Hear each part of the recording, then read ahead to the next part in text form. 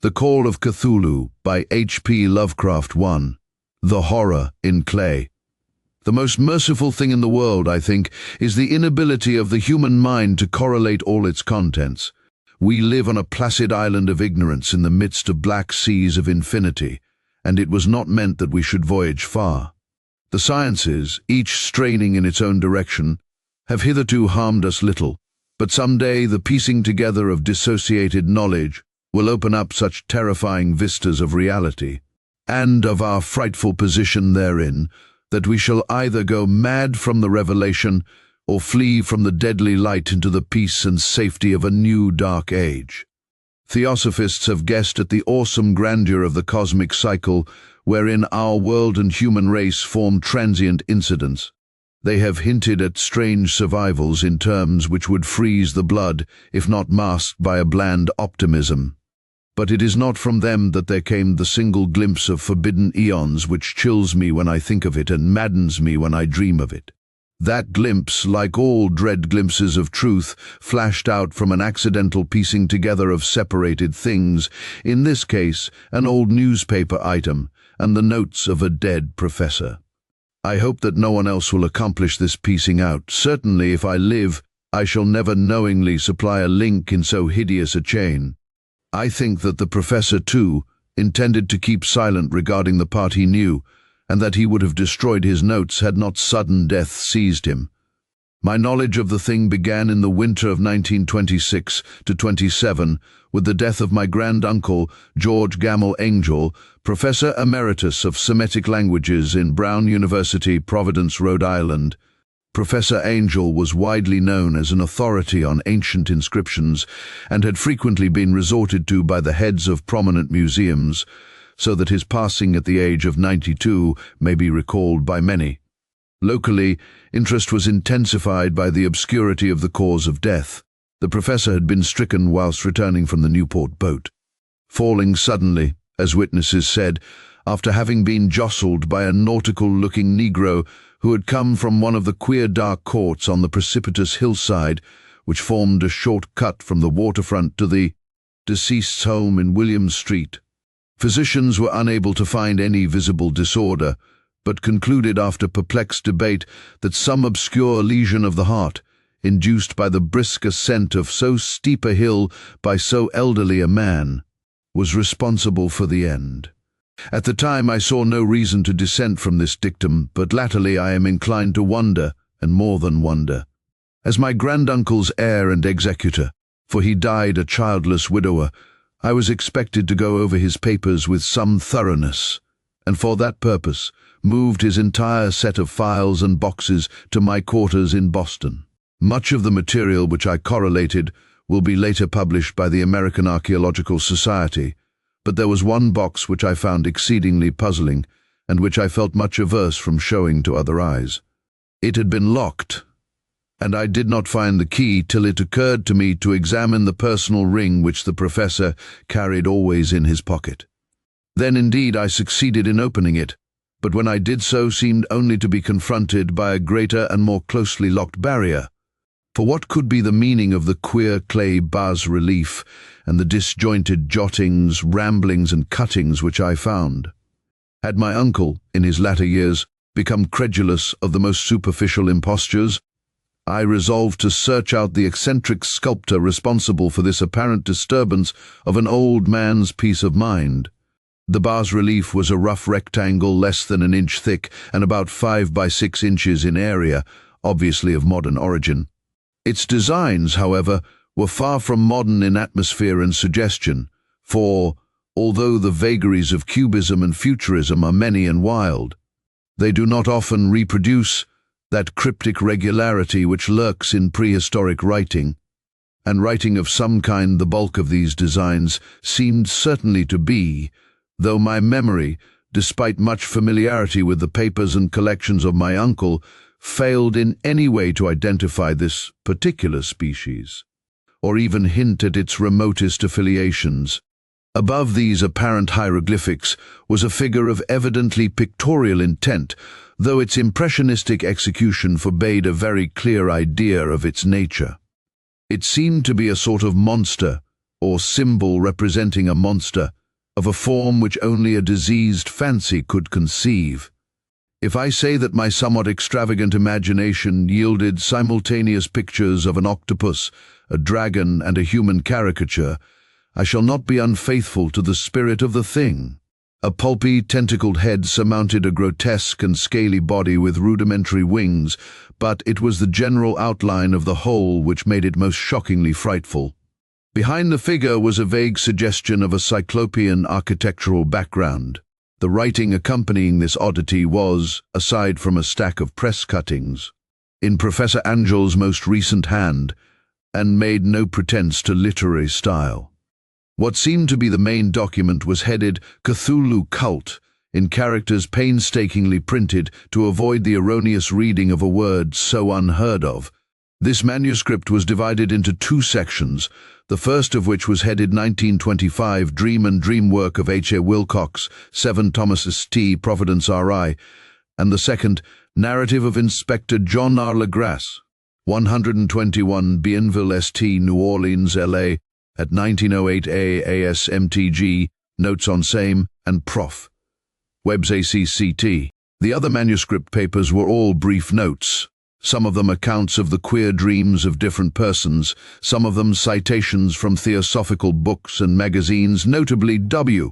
Scott Eliot's Atlantis and the Lost Lemuria, and the rest comments on long-surviving secret societies and hidden cults, with references to passages in such mythological and anthropological sourcebooks as Fraser's Golden Bough and Miss Murray's Witch Cult in Western Europe.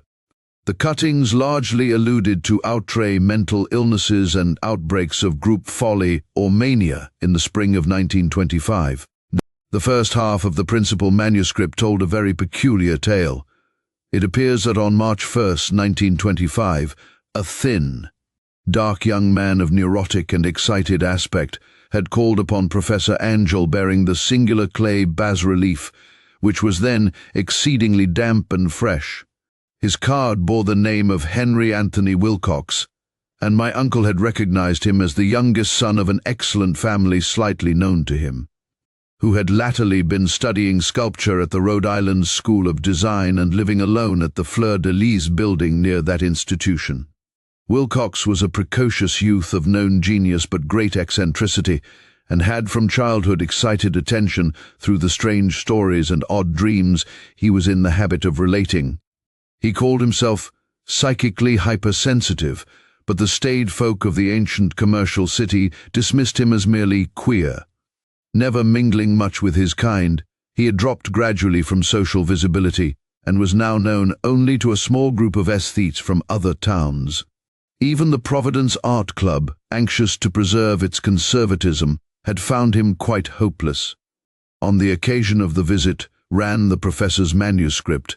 The sculptor abruptly asked for the benefit of his host's archaeological knowledge in identifying the hieroglyphics on the bas-relief. He spoke in a dreamy, stilted manner, which suggested pose and alienated sympathy, and my uncle showed some sharpness in replying, for the conspicuous freshness of the tablet implied kinship with anything but archaeology. Young Wilcox's rejoinder, which impressed my uncle enough to make him recall and record it verbatim, was of a fantastically poetic cast which must have typified his whole conversation, and which I have since found highly characteristic of him. He said, "It is new indeed, for I made it last night in a dream of strange cities, and dreams are older than brooding Tyre or the contemplative Sphinx or garden-girdled Babylon. It was then that he began that rambling tale which suddenly played upon a sleeping memory and won the fevered interest of my uncle. There had been a slight earthquake tremor the night before, the most considerable felt in New England for some years, and Wilcox's imagination had been keenly affected. Upon retiring, he had had an unprecedented dream of great cyclopean cities of Titan blocks and sky-flung monoliths, all dripping with green ooze and sinister with latent horror. Hieroglyphics had covered the walls and pillars, and from some undetermined point below had come a voice that was not a voice. A chaotic sensation which only fancy could transmute into sound, but which he attempted to render by the almost unpronounceable jumble of letters Cthulhu Feshtan. This verbal jumble was the key to the recollection which excited and disturbed Professor Angell. He questioned the sculptor with scientific minuteness and studied with almost frantic intensity the bas-relief on which the youth had found himself working, chilled and clad only in his nightclothes. When waking had stolen bewilderingly over him, "My uncle blamed his old age," Wilcox afterward said, "for his slowness in recognizing both hieroglyphics and pictorial design." Many of his questions seemed highly out of place to his visitor, especially those which tried to connect the latter with strange cults or societies, and Wilcox could not understand the repeated promises of silence which he was offered in exchange for an admission of membership in some widespread mystical or paganly religious body. When Professor Angell became convinced that the sculptor was indeed ignorant of any cult or system of cryptic lore, he besieged his visitor with demands for future reports of dreams. This bore regular fruit, for after the first interview the manuscript records daily calls of the young man, during which he related startling fragments of nocturnal imagery whose burden was always some terrible cyclopean vista of dark and dripping stone, with a subterrene voice or intelligence shouting monotonously in enigmatical sense impacts uninscribable save as gibberish. The two sounds most frequently repeated are those rendered by the letters Cthulhu and Alaya. On March 23rd the manuscript continued. Wilcox failed to appear, and inquiries at his quarters revealed that he had been stricken with an obscure sort of fever and taken to the home of his family in Waterman Street. He had cried out in the night, arousing several other artists in the building, and had manifested since then only alternations of unconsciousness and delirium. My uncle at once telephoned the family, and from that time forward kept close watch of the case, calling often at the Thayer Street office of Dr. Toby, whom he learned to be in charge. The youth's febrile mind, apparently, was dwelling on strange things, and the doctor shuddered now and then as he spoke of them. They included not only a repetition of what he had formerly dreamed, but touched wildly on a gigantic thing miles high which walked or lumbered about. He at no time fully described this object, but occasional frantic words, as repeated by Dr. Toby, convinced the professor that it must be identical with the nameless monstrosity he had sought to depict in his dream sculpture. Reference to this object, the doctor added, was invariably a prelude to the young man's subsidence into lethargy. His temperature, oddly enough, was not greatly above normal, but the whole condition was otherwise such as to suggest true fever rather than mental disorder.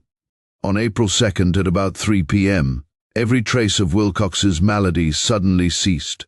He sat upright in bed, astonished to find himself at home and completely ignorant of what had happened in dream or reality since the night of March 22nd. Pronounced well by his physician, he returned to his quarters in 3 days, but to Professor Angell he was of no further assistance. All traces of strange dreaming had vanished with his recovery, and my uncle kept no record of his night thoughts after a week of pointless and irrelevant accounts of thoroughly usual visions. Here the first part of the manuscript ended, but references to certain of the scattered notes gave me much material for thought. So much, in fact, that only the ingrained skepticism then forming my philosophy can account for my continued distrust of the artist. The notes in question were those descriptive of the dreams of various persons covering the same period as that in which young Wilcox had had his strange visitations. My uncle, it seems, had quickly instituted a prodigiously far-flung body of inquiries amongst nearly all the friends whom he could question without impertinence, asking for nightly reports of their dreams, and the dates of any notable visions for some time past. The reception of his request seems to have been varied, but he must, at the very least, have received more responses than any ordinary man could have handled without a secretary. This original correspondence was not preserved, but his notes formed a thorough and really significant digest. Average people in society and business, New England's traditional salt of the earth, gave an almost completely negative result, though scattered cases of uneasy but formless nocturnal impressions appear here and there. Always between March 23rd and April 2nd, the period of young Wilcox's delirium. Scientific men were little more affected, though 4 cases of vague descriptions suggest fugitive glimpses of strange landscapes, and in one case there is mentioned a dread of something abnormal. It was from the artists and poets that the pertinent answers came, and I know that panic would have broken loose had they been able to compare notes. As it was, lacking their original letters, I half suspected the compiler of having asked leading questions or of having edited the correspondence in corroboration of what he had latently resolved to see.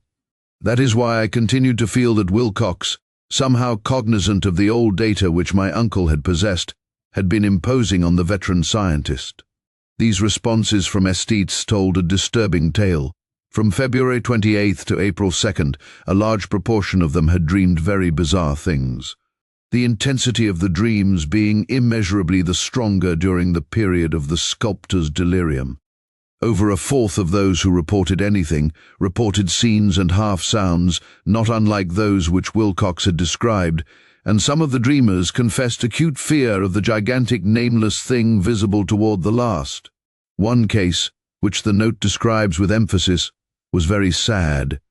The subject, a widely known architect with leanings toward theosophy and occultism, went violently insane on the date of young Wilcox's seizure, and expired several months later after incessant screamings to be saved from some escaped denizen of hell. Had my uncle referred to these cases by name instead of merely by number, I should have attempted some corroboration and personal investigation, but as it was, I succeeded in tracing down only a few. All of these, however, bore out the notes in full. I have often wondered if all the objects of the professor's questioning felt as puzzled as did this fraction. It is well that no explanation shall ever reach them. The press cuttings, as I have intimated, touched on cases of panic, mania, and eccentricity during the given period. Professor Angell must have employed a cutting bureau, for the number of extracts was tremendous and the sources scattered throughout the globe. Here was a nocturnal suicide in London, where a lone sleeper had leaped from a window after a shocking cry. Here, likewise, a rambling letter to the editor of a paper in South America, where a fanatic deduces a dire future from visions he has seen. A dispatch from California describes a theosophist colony as donning white robes en masse for some glorious fulfillment which never arrives, whilst items from India speak guardedly of serious native unrest toward the end of March. Voodoo orgies multiply in Haiti, and African outposts report ominous mutterings. American officers in the Philippines find certain tribes bothersome about this time, and New York policemen are mobbed by hysterical Levantines on the night of March 22 to 23. The west of Ireland, too, is full of wild rumor and legendary, and a fantastic painter named Audrey Bonneau hangs a blasphemous dream landscape in the Paris Spring Salon of 1926. And so numerous are the recorded troubles in insane asylums that only a miracle can have stopped the medical fraternity from noting strange parallelisms and drawing mystified conclusions. A weird bunch of cuttings, all told, and I can, at this date, scarcely envisage the callous rationalism with which I set them aside. But I was then convinced that young Wilcox had known of the older matters mentioned by the professor. 2. The tale of Inspector Legras. The older matters which had made the sculptor's dream and bas-relief so significant to my uncle formed the subject of the second half of his long manuscript. Once before, it appears, Professor Angell had seen the hellish outlines of the nameless monstrosity, puzzled over the unknown hieroglyphics, and heard the ominous syllables which can be rendered only as Cthulhu, and all this in so stirring and horrible a connection that it is small wonder he pursued young Wilcox with queries and demands for data. This earlier experience had come in 1908, 17 years before, when the American Archaeological Society held its annual meeting in St. Louis. Professor Angell, as befitted one of his authority and attainments, had had a prominent part in all the deliberations, and was one of the first to be approached by the several outsiders who took advantage of the convocation to offer questions for correct answering and problems for expert solution. The chief of these outsiders, and in a short time the focus of interest for the entire meeting, was a commonplace-looking middle-aged man who had traveled all the way from New Orleans for certain special information, unobtainable from any local source. His name was John Raymond Legrasse, and he was by profession an inspector of police. With him he bore the subject of his visit, a grotesque, repulsive, and apparently very ancient stone statuette whose origin he was at a loss to determine. It must not be fancied that Inspector Legrasse had the least interest in archaeology. On the contrary, his wish for enlightenment was prompted by purely professional considerations. The statuette, idol, fetish, or whatever it was, had been captured some months before in the wooded swamps south of New Orleans during a raid on a supposed voodoo meeting. And so singular and hideous were the rites connected with it, that the police could not but realize that they had stumbled on a dark cult totally unknown to them, and infinitely more diabolic than even the blackest of the African voodoo circles. Of its origin, apart from the erratic and unbelievable tales extorted from the captured members, absolutely nothing was to be discovered. Hence the anxiety of the police for any antiquarian lore which might help them to place the frightful symbol and through it track down the cult to its fountainhead. Inspector Legrasse was scarcely prepared for the sensation which his offering created. One sight of the thing had been enough to throw the assembled men of science into a state of tense excitement, and they lost no time in crowding around him to gaze at the diminutive figure whose utter strangeness and air of genuinely abysmal antiquity hinted so potently at unopened and archaic vistas. No recognized school of sculpture had animated this terrible object, yet centuries and even thousands of years seemed recorded in its dim and greenish surface of unplaceable stone. The figure, which was finally passed slowly from man to man for close and careful study, was between 7 and 8 inches in height, and of exquisitely artistic workmanship. It represented a monster of vaguely anthropoid outline, but with an octopus-like head whose face was a mass of feelers, a scaly, rubbery-looking body, prodigious claws on hind and fore feet, and long, narrow wings behind. This thing, which seemed instinct with a fearsome and unnatural malignancy, was of a somewhat bloated corpulence, and squatted evilly on a rectangular block or pedestal covered with undecipherable characters. The tips of the wings touched the back edge of the block, the seat occupied the center, whilst the long curved claws of the doubled up. Crouching hind legs gripped the front edge and extended a quarter of the way down toward the bottom of the pedestal. The cephalopod head was bent forward so that the ends of the facial feelers brushed the backs of huge forepaws which clasped the croucher's elevated knees. The aspect of the whole was abnormally lifelike, and the more subtly fearful because its source was so totally unknown. Its vast, awesome, and incalculable age was unmistakable, yet not one link did it show with any known type of art belonging to civilization's youth, or indeed to any other time. Totally separate and apart, its very material was a mystery, for the soapy greenish-black stone with its golden or iridescent flecks and striations resembled nothing familiar to geology or mineralogy. The characters along the base were equally baffling, and no member present, despite a representation of half the world's expert learning in this field, could form the least notion of even their remotest linguistic kinship. They, like the subject and material, belonged to something horribly remote and distinct from mankind as we know it. Something frightfully suggestive of old and unhallowed cycles of life, in which our world and our conceptions have no part.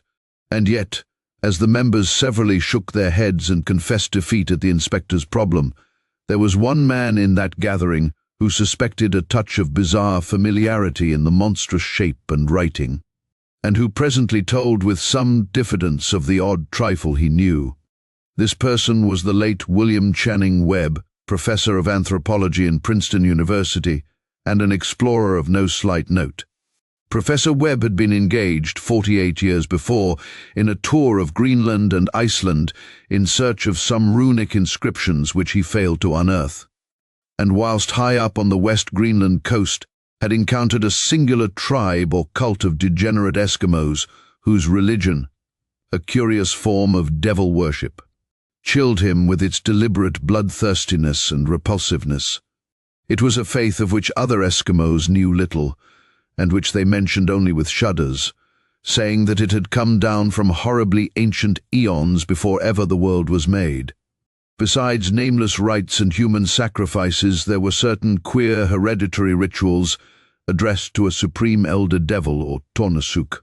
And of this Professor Webb had taken a careful phonetic copy from an aged Angekok or wizard priest, expressing the sounds in Roman letters as best he knew how. But just now of prime significance was the fetish which this cult had cherished, and around which they danced when the aurora leaped high over the ice cliffs. It was, the professor stated, a very crude bas-relief of stone, comprising a hideous picture and some cryptic writing. And as far as he could tell, it was a rough parallel in all essential features of the bestial thing now lying before the meeting. These data, received with suspense and astonishment by the assembled members, proved doubly exciting to Inspector Legrasse, and he began at once to ply his informant with questions. Having noted and copied an oral ritual among the swamp cult worshippers his men had arrested, he besought the professor to remember as best he might the syllables taken down amongst the diabolist Eskimos.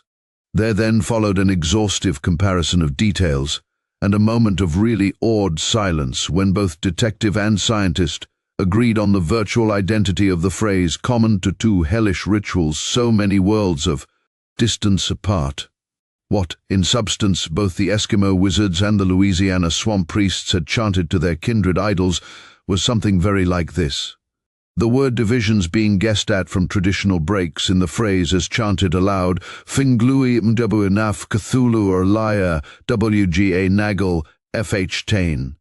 Legrasse had one point in advance of Professor Webb, for several among his mongrel prisoners had repeated to him what older celebrants had told them the words meant. This text, as given, ran something like this: "In his house at Alaya dead Cthulhu waits dreaming."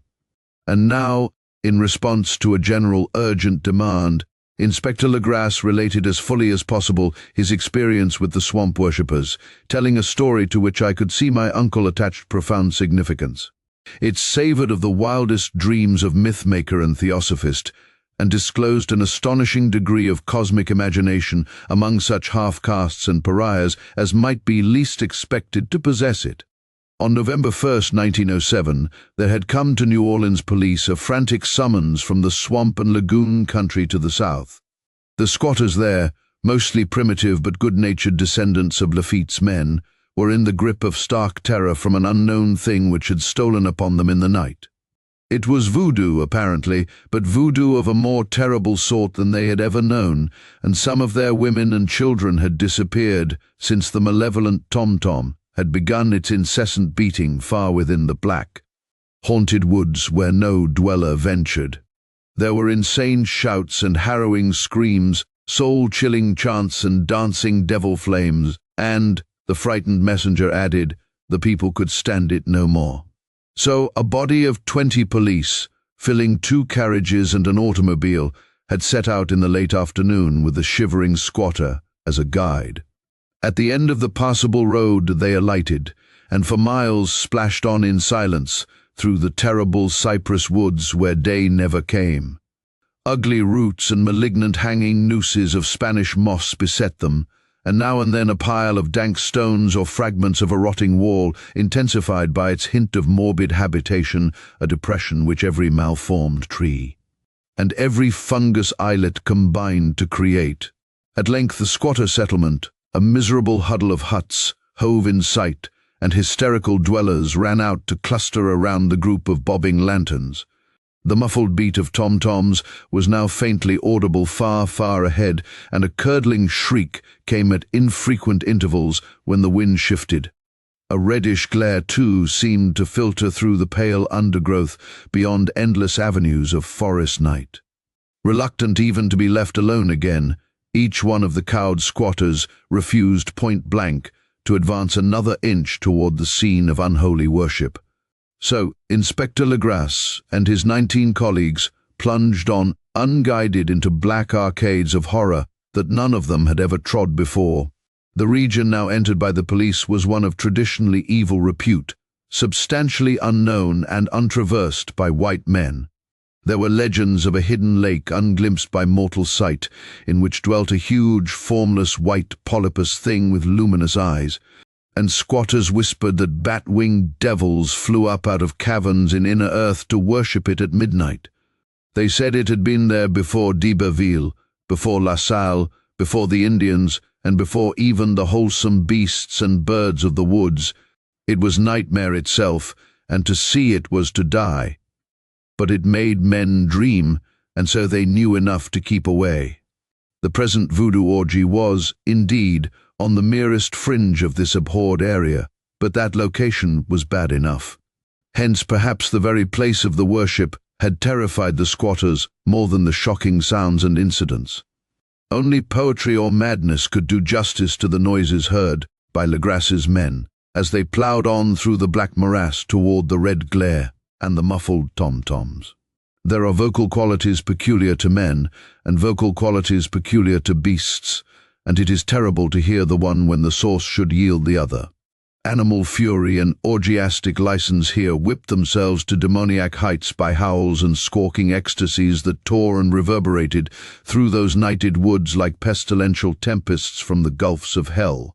Now and then the less organized ululations would cease, and from what seemed a well-drilled chorus of hoarse voices would rise in sing-song chant that hideous phrase or ritual: Finglui, MGLW enough, Cthulhu, Arlia, WGA Nagel, FH Tain.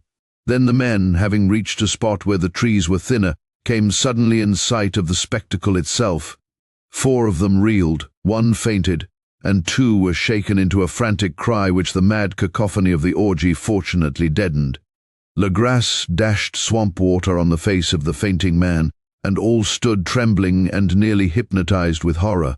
In a natural glade of the swamp stood a grassy island of perhaps an acre's extent, clear of trees and tolerably dry. On this now leaped and twisted a more indescribable horde of human abnormality than any but a Sime or an Angarola could paint. Void of clothing, this hybrid spawn were braying, bellowing and writhing about a monstrous ring-shaped bonfire, in the center of which, revealed by occasional rifts in the curtain of flame, stood a great granite monolith, some 8 feet in height, on top of which, incongruous in its diminutiveness, rested the noxious carven statuette. From a wide circle of 10 scaffolds set up at regular intervals with the flame-girt monolith, as a center hung, head downward, the oddly marred bodies of the helpless squatters who had disappeared. It was inside this circle that the ring of worshippers jumped and roared, the general direction of the mass motion being from left to right in endless bacchanal between the ring of bodies and the ring of fire. It may have been only imagination, and it may have been only echoes which induced one of the men, an excitable Spaniard, to fancy he heard antiphonal responses to the ritual from some far and unillumined spot deeper within the wood of ancient legendry and horror. This man, Joseph de Galvez, I later met and questioned, and he proved distractingly imaginative. He indeed went so far as to hint of the faint beating of great wings, and of a glimpse of shining eyes and a mountainous white bulk beyond the remotest trees, but I suppose he had been hearing too much native superstition. Actually, the horrified pause of the men was of comparatively brief duration. Duty came first, and although there must have been nearly 100 mongrel celebrants in the throng, the police relied on their firearms and plunged determinedly into the nauseous rout. For 5 minutes the resultant din and chaos were beyond description. Wild blows were struck, shots were fired, and escapes were made. But in the end Legrasse was able to count some 47 sullen prisoners, whom he forced to dress in haste and fall into line between 2 rows of policemen. 5 of the worshippers lay dead, and 2 severely wounded ones were carried away on improvised stretchers by their fellow prisoners. The image on the monolith, of course, was carefully removed and carried back by Legrasse. Examined at headquarters after a trip of intense strain and weariness, The prisoners all proved to be men of a very low, mixed-blooded and mentally aberrant type. Most were seamen, and a sprinkling of Negroes and mulattoes, largely West Indians or Brava Portuguese from the Cape Verde Islands, gave a coloring of voodooism to the heterogeneous cult. But before many questions were asked, it became manifest that something far deeper and older than Negro fetishism was involved. Degraded and ignorant as they were, the creatures held with surprising consistency to the central idea of their loathsome faith. They worshipped, so they said, the great old ones who lived ages before there were any men, and who came to the young world out of the sky. Those old ones were gone now, inside the earth and under the sea, but their dead bodies had told their secrets in dreams to the first man, who formed a cult which had never died. This was that cult, and the prisoners said it had always existed and always would exist, hidden in distant wastes and dark places all over the world until the time when the great priest Cthulhu, from his dark house in the mighty city of Relaya under the waters, should rise and bring the earth again beneath his sway. Someday he would call when the stars were ready, and the secret cult would always be waiting to liberate him. Meanwhile, no more must be told. There was a secret which even torture could not extract. Mankind was not absolutely alone among the conscious things of earth, for shapes came out of the dark to visit the faithful few. But these were not the great old ones. No man had ever seen the old ones. The carven idol was great Cthulhu, but none might say whether or not the others were precisely like him. No one could read the old writing now, but things were told by word of mouth. The chanted ritual was not the secret, that was never spoken aloud, only whispered. The chant meant only this: in his house at Alaya dead Cthulhu waits dreaming. Only 2 of the prisoners were found sane enough to be hanged, and the rest were committed to various institutions. All denied a part in the ritual murders, and averred that the killing had been done by black-winged ones which had come to them from their immemorial meeting place in the haunted wood. But of those mysterious allies, no coherent account could ever be gained.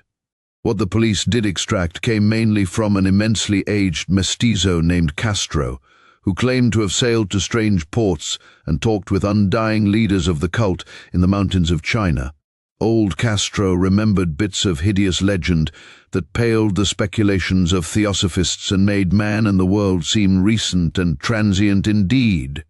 There had been eons when other things ruled on the earth, and they had great cities. Remains of them, he said the deathless Chinaman had told him, were still to be found as cyclopean stones on islands in the Pacific. They all died vast epochs of time before man came, but there were arts which could revive them when the stars had come round again to the right positions in the cycle of eternity.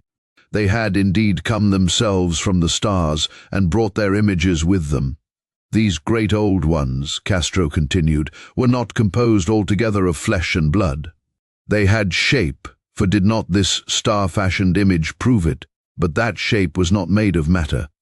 When the stars were right, they could plunge from world to world through the sky, but when the stars were wrong, they could not live. But although they no longer lived, they would never really die. They all lay in stone houses in their great city of Relaya, preserved by the spells of mighty Cthulhu, for a glorious resurrection when the stars and the earth might once more be ready for them. But at that time some force from outside must serve to liberate their bodies. The spells that preserved them intact likewise prevented them from making an initial move, and they could only lie awake in the dark and think whilst uncounted millions of years rolled by. They knew all that was occurring in the universe, for their mode of speech was transmitted thought. Even now they talked in their tombs. When, after infinities of chaos, the first men came, the great old ones spoke to the sensitive among them by moulding their dreams, for only thus could their language reach the fleshly minds of mammals. Then, whispered Castro, those first men formed the cult around small idols which the great ones showed them, idols brought in dim eras from dark stars. That cult would never die till the stars came right again, and the secret priests would take great Cthulhu from his tomb to revive his subjects and resume his rule of earth.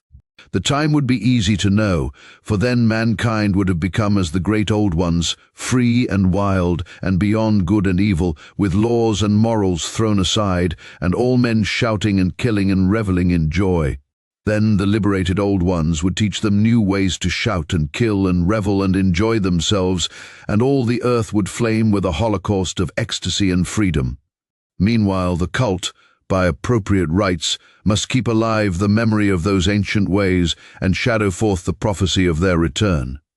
In the elder time, chosen men had talked with the entombed old ones in dreams. But then something had happened.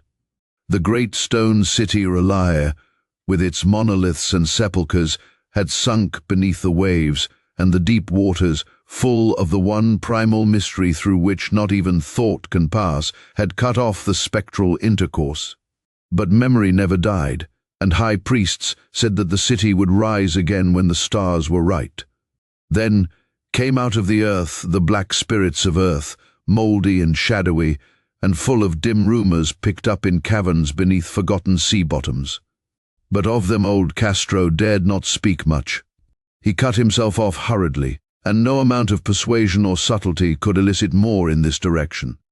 The size of the old ones, too, he curiously declined to mention. Of the cult, he said that he thought the center lay amid the pathless deserts of Arabia, where Erim, the city of pillars, dreams hidden and untouched. It was not allied to the European witch cult, and was virtually unknown beyond its members. No book had ever really hinted of it, though the deathless Chinaman said that there were double meanings in the Necronomicon of the mad Arab Abdul al-Hazred, which the initiated might read as they chose, especially the much-discussed couplet, "That is not dead which can eternal lie, and with strange eons even death may die." Legras, deeply impressed and not a little bewildered, had inquired in vain concerning the historic affiliations of the cult. Castro, apparently, had told the truth when he said that it was wholly secret. The authorities at Tulane University could shed no light upon either cult or image. And now the detective had come to the highest authorities in the country and met with no more than the Greenland tale of Professor Webb. The feverish interest aroused at the meeting by Legras's tale, corroborated as it was by the statuette, is echoed in the subsequent correspondence of those who attended. Although scant mention occurs in the formal publication of the Society, caution is the first care of those accustomed to face occasional charlatanry and imposture. Legras for some time lent the image to Professor Webb, but at the latter's death it was returned to him and remains in his possession, where I viewed it not long ago. It is truly a terrible thing, and unmistakably akin to the dream sculpture of young Wilcox. That my uncle was excited by the tale of the sculptor I did not wonder, for what thoughts must arise upon hearing. After a knowledge of what Legras had learned of the cult, of a sensitive young man who had dreamed not only the figure and exact hieroglyphics of the swamp-found image and the Greenland devil tablet, but had come in his dreams upon at least 3 of the precise words of the formula uttered alike by Eskimo diabolists and mongrel Louisianans, Professor Angell's instant start on an investigation of the utmost thoroughness was eminently natural. Though privately, I suspected young Wilcox of having heard of the cult in some indirect way, and of having invented a series of dreams to heighten and continue the mystery at my uncle's expense. The dream narratives and cuttings collected by the professor were, of course, strong corroboration, but the rationalism of my mind and the extravagance of the whole subject led me to adopt what I thought the most sensible conclusions. So, after thoroughly studying the manuscript again and correlating the theosophical and anthropological notes with the cult narrative of Legras, I made a trip to Providence to see the sculptor and give him the rebuke I thought proper for so boldly imposing upon a learned and aged man. Wilcox still lived alone in the Fleur-de-Lis building in Thomas Street, a hideous Victorian imitation of 17th-century Breton architecture which flaunts its stuccoed front amidst the lovely colonial houses on the ancient hill and under the very shadow of the finest Georgian steeple in America. I found him at work in his rooms, and at once conceded from the specimens scattered about that his genius is indeed profound and authentic. He will, I believe, be heard from sometime as one of the great decadents, for he has crystallized in clay, and will one day mirror in marble those nightmares and fantasies which Arthur Machen evokes in prose, and Clark Ashton Smith makes visible in verse and in painting. Dark, frail, and somewhat unkempt in aspect, he turned languidly at my knock and asked me my business without rising. When I told him who I was, he displayed some interest, for my uncle had excited his curiosity in probing his strange dreams, yet had never explained the reason for the study. I did not enlarge his knowledge in this regard, but sought with some subtlety to draw him out. In a short time I became convinced of his absolute sincerity, for he spoke of the dreams in a manner none could mistake. They and their subconscious residuum had influenced his art profoundly, and he showed me a morbid statue whose contours almost made me shake with the potency of its black suggestion. He could not recall having seen the original of this thing except in his own dream bas-relief, but the outlines had formed themselves insensibly under his hands. It was no doubt the giant shape he had raved of in delirium. That he really knew nothing of the hidden cult, save from what my uncle's relentless catechism had let fall. He soon made clear, and again I strove to think of some way in which he could possibly have received the weird impressions.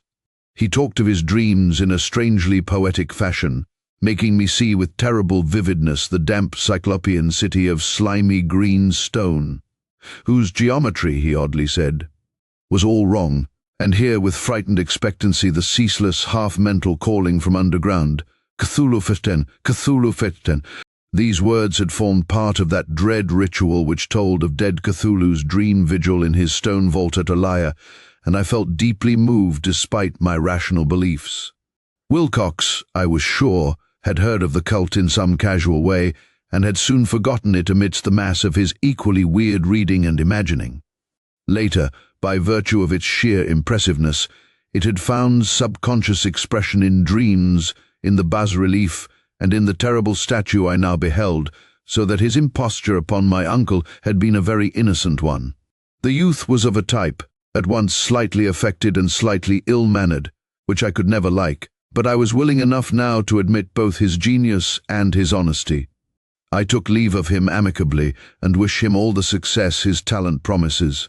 The matter of the cult still remained to fascinate me, and at times I had visions of personal fame from researches into its origin and connections. I visited New Orleans, talked with Legrasse and others of that old-time raiding party, saw the frightful image, and even questioned such of the mongrel prisoners as still survived. Old Castro, unfortunately, had been dead for some years. What I now heard so graphically at first hand, though it was really no more than a detailed confirmation of what my uncle had written, excited me afresh, for I felt sure that I was on the track of a very real, very secret, and very ancient religion whose discovery would make me an anthropologist of note. My attitude was still one of absolute materialism, as I wish it still were, and I discounted with almost inexplicable perversity the coincidence of the dream notes and odd cuttings collected by Professor Angell. One thing which I began to suspect, and which I now fear I know, is that my uncle's death was far from natural. He fell on a narrow hill street leading up from an ancient waterfront swarming with foreign mongrels after a careless push from a Negro sailor. I did not forget the mixed blood and marine pursuits of the cult members in Louisiana, and would not be surprised to learn of secret methods and poison needles as ruthless and as anciently known as the cryptic rites and beliefs. Legrasse and his men, it is true, have been let alone, but in Norway a certain seaman who saw things is dead. Might not the deeper inquiries of my uncle, after encountering the sculptor's data, have come to sinister ears? I think Professor Angell died because he knew too much, or because he was likely to learn too much. Whether I shall go as he did remains to be seen, for I have learned much now. 3. The madness from the sea. If heaven ever wishes to grant me a boon, it will be a total effacing of the results of a mere chance which fixed my eye on a certain stray piece of shelf paper. It was nothing on which I would naturally have stumbled in the course of my daily round, for it was an old number of an Australian journal, Sydney Bulletin, for April 18th, 1925. It had escaped even the cutting bureau, which had, at the time of its issuance, been avidly collecting material for my uncle's research. I had largely given over my inquiries into what Professor Angell called the Cthulhu cult, and was visiting a learned friend of Paterson, New Jersey, the curator of a local museum and a mineralogist of note. Examining one day the reserve specimens roughly set on the storage shelves in a rear room of the museum, my eye was caught by an odd picture in one of the old papers spread beneath the stones. It was the Sydney Bulletin I have mentioned, for my friend has wide affiliations in all conceivable foreign parts, and the picture was a half-tone cut of a hideous stone image almost identical with that which Legras had found in the swamp. Eagerly clearing the sheet of its precious contents, I scanned the item in detail and was disappointed to find it of only moderate length. What it suggested, however, was of portentous significance to my flagging quest, and I carefully tore it out for immediate action. It read as follows: "Mystery derelict found at sea vigilant arrives with helpless armed New Zealand yacht in tow.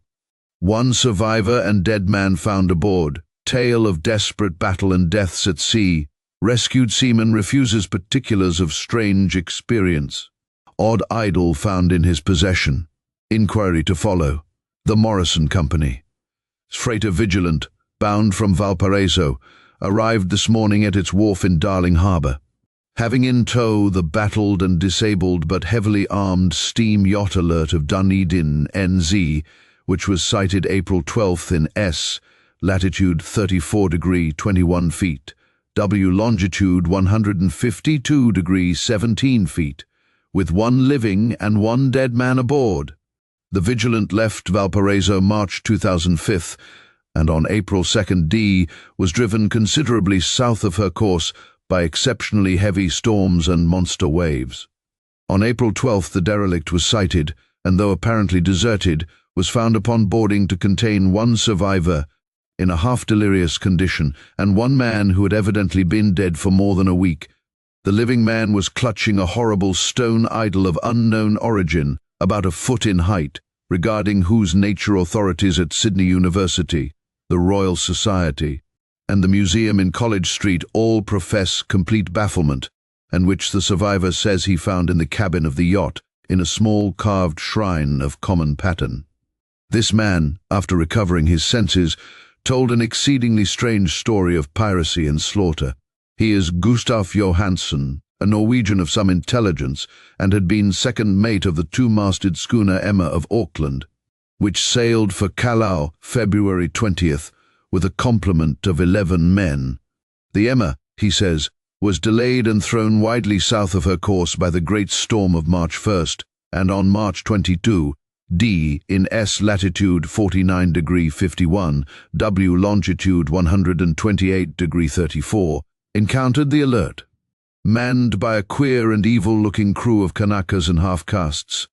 Being ordered peremptorily to turn back, Captain Collins refused, whereupon the strange crew began to fire savagely and without warning upon the schooner with a peculiarly heavy battery of brass cannon, forming part of the yacht's equipment.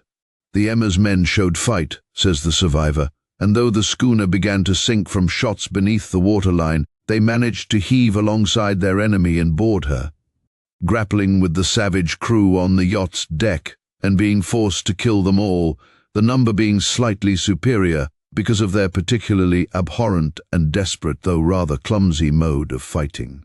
3 of the Emma's men, including Captain Collins and First Mate Green, were killed, and the remaining 8 under Second Mate Johansson proceeded to navigate the captured yacht, going ahead in their original direction to see if any reason for their ordering back had existed. The next day, it appears, they raised and landed on a small island, although none is known to exist in that part of the ocean, and 6 of the men somehow died ashore, though Johansson is queerly reticent about this part of his story and speaks only of their falling into a rock chasm. Later, it seems, he and one companion boarded the yacht and tried to manage her, but were beaten about by the storm of April 2nd. From that time till his rescue on the 12th, the man remembers little, and he does not even recall when William Bryden, his companion, died. Bryden's death reveals no apparent cause, and was probably due to excitement or exposure. Cable advices from Dunedin report that the alert was well known there as an island trader, and bore an evil reputation along the waterfront. It was owned by a curious group of half-castes, whose frequent meetings and night trips to the woods attracted no little curiosity, and it had set sail in great haste just after the storm and earth tremors of March 1st. Our Auckland correspondent gives the Emma and her crew an excellent reputation, and Johansen is described as a sober and worthy man. The Admiralty will institute an inquiry on the whole matter beginning tomorrow, at which every effort will be made to induce Johansen to speak more freely than he has done hitherto. This was all, together with the picture of the hellish image, but what a train of ideas it started in my mind. Here were new treasuries of data on the Cthulhu cult, and evidence that it had strange interests at sea as well as on land. What motive prompted the hybrid crew to order back the Emma as they sailed about with their hideous idol? What was the unknown island on which 6 of the Emma's crew had died, and about which the mate Johansen was so secretive? What had the Vice Admiralty's investigation brought out, and what was known of the noxious cult in Dunedin? And most marvellous of all, what deep and more than natural linkage of dates was this which gave a malign and now undeniable significance to the various turns of events so carefully noted by my uncle? March 1st or February 28th, according to the international dateline, the earthquake and storm had come. From Dunedin the Alert and her noisome crew had darted eagerly forth as if imperiously summoned, and on the other side of the earth poets and artists had begun to dream of a strange, dank cyclopean city, whilst a young sculptor had moulded in his sleep the form of the dreaded Cthulhu. March 23rd, the crew of the Emma landed on an unknown island and left 6 men dead, and on that date the dreams of sensitive men assumed a heightened vividness and darkened with dread of a giant monster's malign pursuit. Whilst an architect had gone mad and a sculptor had lapsed suddenly into delirium. And what of this storm of April 2nd, the date on which all dreams of the dank city ceased, and Wilcox emerged unharmed from the bondage of strange fever? What of all this, and of those hints of old Castro about the sunken star-born old ones and their coming reign, their faithful cult and their mastery of dreams? Was I tottering on the brink of cosmic horrors beyond man's power to bear? If so, they must be horrors of the mind alone. For in some way the 2nd of April had put a stop to whatever monstrous menace had begun its siege of mankind's soul. That evening, after a day of hurried cabling and arranging, I bade my host adieu and took a train for San Francisco.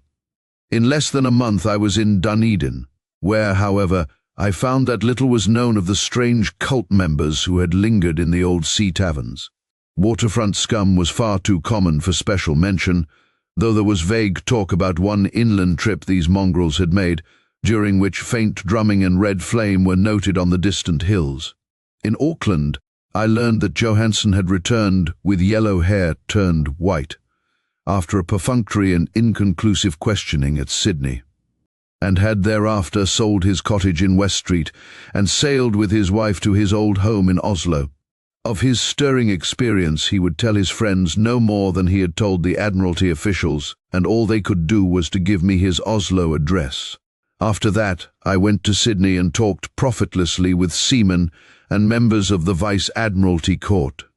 I saw the Alert, now sold and in commercial use, at Circular Quay in Sydney Cove, but gained nothing from its non-committal bulk.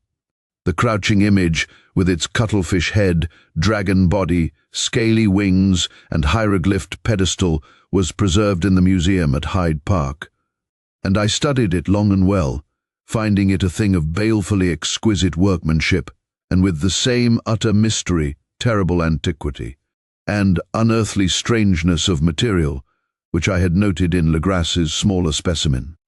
Geologists, the curator told me, had found it a monstrous puzzle, for they vowed that the world held no rock like it. Then I thought, with a shudder, of what old Castro had told Legras about the primal Great Ones. They had come from the stars and had brought their images with them. Shaken with such a mental revolution as I had never before known, I now resolved to visit Mate Johansen in Oslo. Sailing for London, I re-embarked at once for the Norwegian capital, and one autumn day landed at the trim wharves in the shadow of the Egeberg. Johansen's address, I discovered, lay in the old town of King Harald Hardrada, which kept alive the name of Oslo during all the centuries that the greater city masqueraded as Christiania. I made the brief trip by taxicab and knocked with palpitant heart at the door of a neat and ancient building with plastered front. A sad-faced woman in black answered my summons, and I was stung with disappointment when she told me in halting English that Gustav Johansen was no more. He had not long survived his return, said his wife, for the doings at sea in 1925 had broken him. He had told her no more than he had told the public, but had left a long manuscript of technical matters, as he said, written in English, evidently in order to safeguard her from the peril of casual perusal. During a walk through a narrow lane near the Gothenburg dock, a bundle of papers falling from an attic window had knocked him down. 2 Lascar sailors at once helped him to his feet, but before the ambulance could reach him, he was dead. Physicians found no adequate cause for the end, and laid it to heart trouble and a weakened constitution. I now felt gnawing at my vitals that dark terror which will never leave me till I too am at rest, accidentally or otherwise. Persuading the widow that my connection with her husband's technical matters was sufficient to entitle me to his manuscript, I bore the document away and began to read it on the London boat. It was a simple, rambling thing, a naive sailor's effort at a post facto diary, and strove to recall day by day that last awful voyage. I cannot attempt to transcribe it verbatim in all its cloudiness and redundance, but I will tell its gist enough to show why the sound of the water against the vessel's sides became so unendurable to me that I stopped my ears with cotton. Johansen, thank God, did not know quite all, even though he saw the city and the thing, but I shall never sleep calmly again when I think of the horrors that lurk ceaselessly behind life in time and in space, and of those unhallowed blasphemies from elder stars which dream beneath the sea, known and favored by a nightmare cult, ready and eager to loose them on the world whenever another earthquake shall heave their monstrous stone. City again to the sun and air. Johansen's voyage had begun just as he told it to the Vice-Admiralty. The Emma, in ballast, had cleared Auckland on February 20th, and had felt the full force of that earthquake-born tempest which must have heaved up from the sea bottom the horrors that filled men's dreams. Once more under control, the ship was making good progress when held up by the Alert on March 22nd, and I could feel the mate's regret as he wrote of her bombardment and sinking. Of the swarthy cult fiends on the Alert, he speaks with significant horror. There was some peculiarly abominable quality about them which made their destruction seem almost a duty. And Johansen shows ingenuous wonder at the charge of ruthlessness brought against his party during the proceedings of the Court of Inquiry. Then, driven ahead by curiosity in their captured yacht under Johansen's command, the men sight a great stone pillar sticking out of the sea, and in S latitude 47.9 feet, W longitude 126 degree 43 feet, come upon a coastline of mingled mud, ooze, and weedy cyclopean masonry, which can be nothing less than the tangible substance of Earth's supreme terror. The nightmare corpse city of Relia, that was built in measureless eons behind history, by the vast, loathsome shapes that seeped down from the dark stars. There lay great Cthulhu and his hordes, hidden in green slimy vaults and sending out at last, after cycles incalculable. The thoughts that spread fear to the dreams of the sensitive and called imperiously to the faithful to come on a pilgrimage of liberation and restoration. All this Johansen did not suspect, but God knows he soon saw enough. I suppose that only a single mountain top, the hideous monolith-crowned citadel whereon great Cthulhu was buried, actually emerged from the waters. When I think of the extent of all that may be brooding down there, I almost wished to kill myself forthwith. Johansen and his men were awed by the cosmic majesty of this dripping Babylon of elder demons, and must have guessed without guidance that it was nothing of this or of any sane planet. Or, at the unbelievable size of the greenish stone blocks, at the dizzying height of the great carven monolith, and at the stupefying identity of the colossal statues and bas-reliefs with the queer image found in the shrine on the alert, is poignantly visible in every line of the mate's frightened description. Without knowing what futurism is like, Johansen achieved something very close to it when he spoke of the city.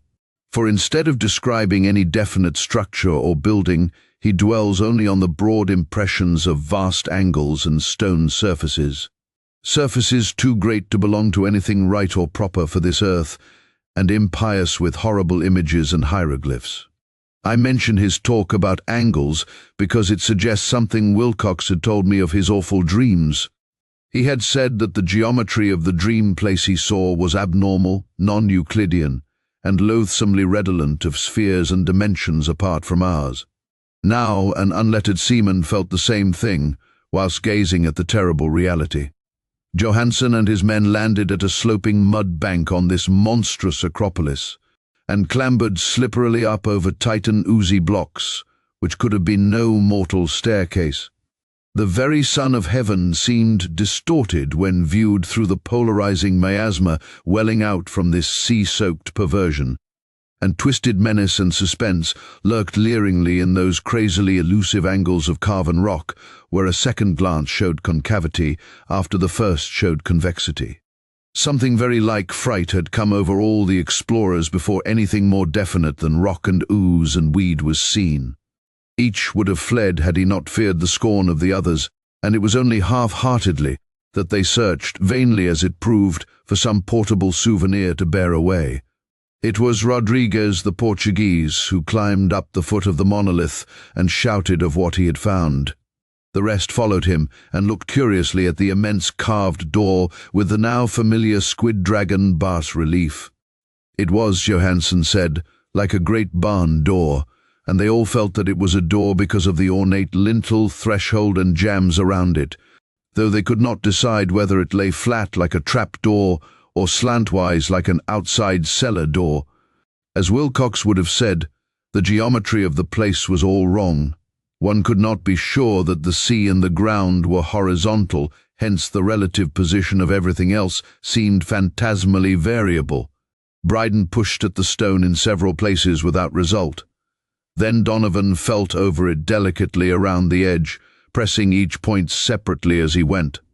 He climbed interminably along the grotesque stone moulding, that is, one would call it climbing, if the thing was not after all horizontal, and the men wondered how any door in the universe could be so vast. Then, very softly and slowly, the acre-great panel began to give inward at the top, and they saw that it was balanced. Donovan slid or, somehow, propelled himself down or along the jamb and rejoined his fellows, and everyone watched the queer recession of the monstrously carven portal. In this fantasy of prismatic distortion, it moved anomalously in a diagonal way, so that all the rules of matter and perspective seemed upset. The aperture was black, with a darkness almost material.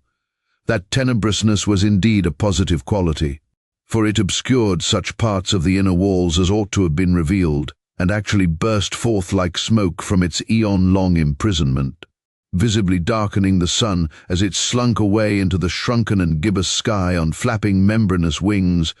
The odour arising from the newly opened depths was intolerable, and at length the quick-eared Hawkins thought he heard a nasty slopping sound down there. Everyone listened, and everyone was listening still when it lumbered slobberingly into sight, and gropingly squeezed its gelatinous green immensity through the black doorway into the tainted outside air of that poisoned city of madness. Poor Johansen's handwriting almost gave out when he wrote of this. Of the 6 men who never reached the ship, he thinks 2 perished of pure fright in that accursed instant. The thing cannot be described. There is no language for such abysms of shrieking and immemorial lunacy, such eldritch contradictions of all matter, force, and cosmic order. A mountain walked or stumbled. God!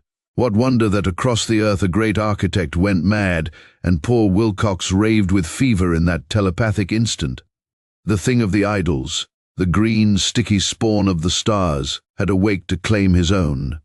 The stars were right again, and what an age-old cult had failed to do by design, a band of innocent sailors had done by accident. After vigintillions of years, great Cthulhu was loose again, and ravening for delight. 3 men were swept up by the flabby claws before anybody turned. God rest them, if there be any rest in the universe. They were Donovan, Guerrera, and Angstrom. Parker slipped as the other 3 were plunging frenziedly over endless vistas of green-crusted rock to the boat. And Johansen swears he was swallowed up by an angle of masonry which shouldn't have been there, an angle which was acute, but behaved as if it were obtuse. So only Bryden and Johansen reached the boat, and pulled desperately for the alert as the mountainous monstrosity flopped down the slimy stones and hesitated floundering at the edge of the water. Steam had not been suffered to go down entirely, despite the departure of all hands for the shore, and it was the work of only a few moments of feverish rushing up and down between wheels and engines to get the alert under way. Slowly, amidst the distorted horrors of that indescribable scene, she began to churn the lethal waters. Whilst on the masonry of that charnel shore that was not of earth, the Titan thing from the stars slavered and gibbered like Polypheme, cursing the fleeing ship of Odysseus. Then, bolder than the storied Cyclops, great Cthulhu slid greasily into the water and began to pursue with vast wave-raising strokes of cosmic potency. Bryden looked back and went mad, laughing shrilly as he kept on laughing at intervals till death found him one night in the cabin, whilst Johansen was wandering deliriously. But Johansen had not given out yet. Knowing that the thing could surely overtake the alert until steam was fully up, he resolved on a desperate chance, and, setting the engine for full speed, ran lightning-like on deck and reversed the wheel. There was a mighty eddying and foaming in the noisome brine, and as the steam mounted higher and higher, the brave Norwegian drove his vessel head-on against the pursuing jelly, which rose above the unclean froth like the stern of a demon galleon. The awful squid-head with writhing feelers came nearly up to the bowsprit of the sturdy yacht, but Johansen drove on relentlessly. There was a bursting as of an exploding bladder, a slushy nastiness as of a cloven sunfish, a stench as of 1,000 open graves, and a sound that the chronicler would not put on paper. For an instant the ship was befouled by an acrid and blinding green cloud, and then there was only a venomous seething astern where, God in heaven, the scattered plasticity of that nameless sky spawn was nebulously recombining in its hateful original form, whilst its distance widened every second as the alert gained impetus from its mounting steam. That was all. After that, Johansen only brooded over the idol in the cabin and attended to a few matters of food for himself and the laughing maniac by his side. He did not try to navigate after the first bold flight, for the reaction had taken something out of his soul. Then came the storm of April 2nd, and a gathering of the clouds about his consciousness. There is a sense of spectral whirling through liquid gulfs of infinity, of dizzying rides through reeling universes on a comet's tail, and of hysterical plunges from the pit to the moon and from the moon back again to the pit, all livened by a cachinating chorus of the distorted, hilarious elder gods and the green, bat-winged mocking imps of Tartarus. Out of that dream came rescue, the vigilant, the vice-admiralty court, the streets of Dunedin, and the long voyage back home to the old house by the Egerberg. He could not tell, they would think him mad. He would write of what he knew before death came, but his wife must not guess. Death would be a boon if only it could blot out the memories. That was the document I read, and now I have placed it in the tin box beside the bas-relief and the papers of Professor Angell. With it shall go this record of mine, this test of my own sanity, wherein is pieced together that which I hope may never be pieced together again. I have looked upon all that the universe has to hold of horror, and even the skies of spring and the flowers of summer must ever afterward be poison to me. But I do not think my life will be long, As my uncle went, as poor Johansen went, so I shall go. I know too much, and the cult still lives.